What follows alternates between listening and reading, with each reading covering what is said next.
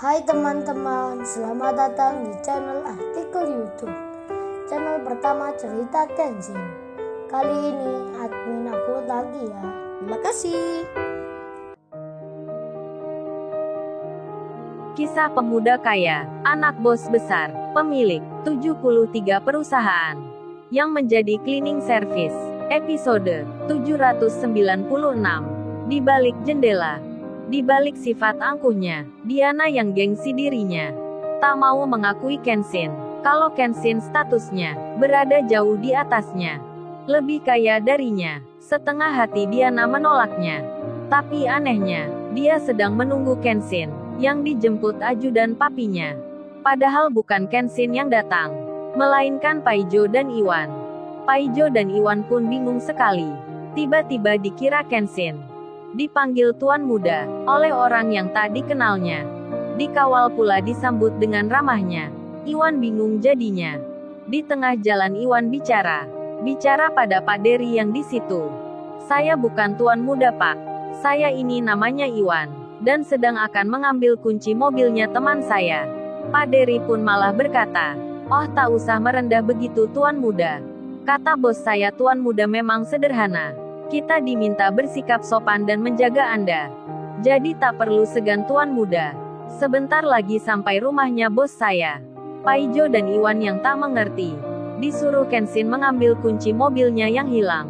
Malah dikira Tuan Muda menemui seorang bos pula. Bingung-bingung Iwan jadinya. Tak mengerti dirinya.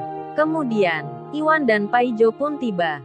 Pak Dery langsung bilang, "Lah ini Tuan Muda, rumahnya Bos Marshal. Silahkan masuk." Iwan dan Paijo melihat rumah yang sangat besar. Mewah-mewah sekali. Pintu pagar pun dibuka. Iwan dipersilahkan. Masuklah Iwan dan Paijo. Diana melihat dari jendela ruang tamunya. Langsung hatinya berkata, "Loh kok dia temannya yang kesini? Yang kemarin di hotel itu? Yang akan menikah itu? Ngapain mereka yang datang? Mereka kan cleaning service, bukan orang kaya seperti gua. Kok bisa-bisanya sih masuk ke rumahku? Brengsek benar ya Kenshin itu. Dia yang butuh malah menyuruh temannya.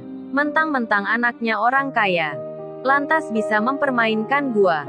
Awas lu ya." Dalam hati Diana merasa tak terima. Karena bukan Kenshin yang datang ke rumahnya. Pak Marshal papinya pun melihat Iwan dan Paijo. Ajudannya Pak Hari itu berkata, "Ini bos Tuan Muda. Sudah sampai ke sini.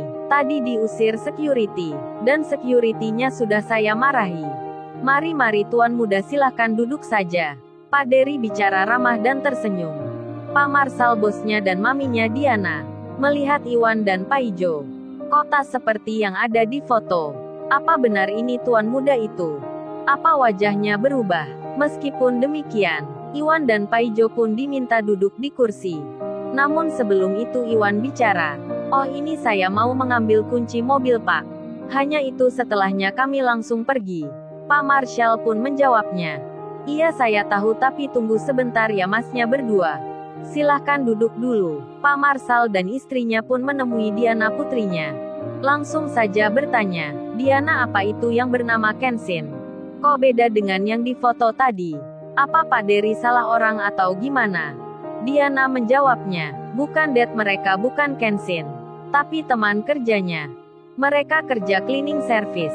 "Kok bisa-bisanya cleaning service masuk ke rumah mewah ini?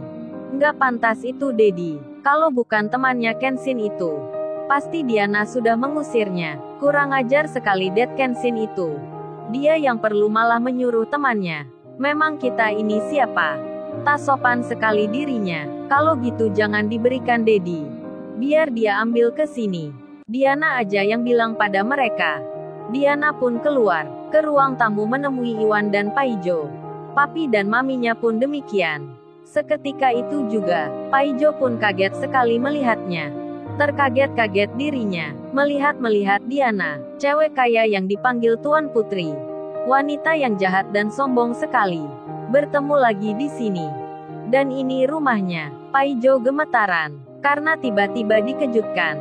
Sesuatu yang tak disangkanya. Iwan pun sama, kaget sekali Iwan melihatnya. Kemudian Diana bicara, "Kalian mau mengambil kunci mobilnya Kenshin ya? Oh, ini gua yang menemukan.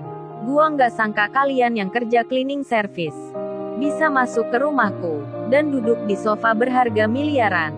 Beruntung banget kalian berdua. Oh ya, kunci mobilnya tak akan kuberikan. Suruh temanmu Kenshin itu datang sendiri ke sini mengambilnya. Kok enak sekali dirinya, meminta orang lain jadi wakilnya. Memangnya rumahku rumah apa baginya?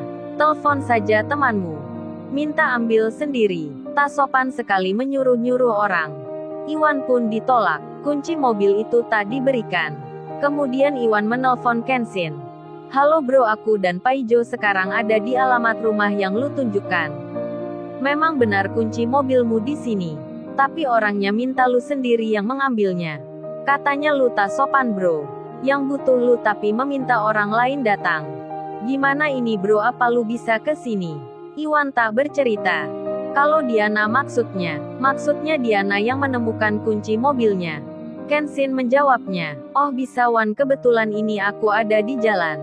Jadi langsung saja aku ke situ Wan. Kenshin rupanya baru mengadakan pertemuan dengan bos-bos perusahaan. Membahas masalah mega proyek di desa yang sudah selesai dan akan dijalankan. Kenshin yang akan menuju ke tempat proyek itu. Kenshin memakai baju kantoran. Berdasi berseragam layaknya bos muda. Kenshin pun menaiki Lamborghini-nya sendiri.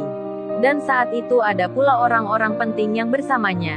Pak Chandra, Pak Michael, Pak Haris, Pak Anthony, Pak Tanaka pemilik dealer mobil mewah, Pak Mori bos properti yang terkenal, Pak David bos di bidang pertambangan, Bang Hotman pengacara yang kondang.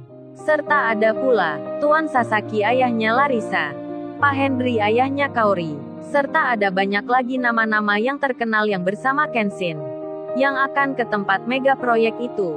Saat itu Kenshin bilang pada Pak Michael, oh ya Pak Michael berangkat dulu bersama rombongan lainnya.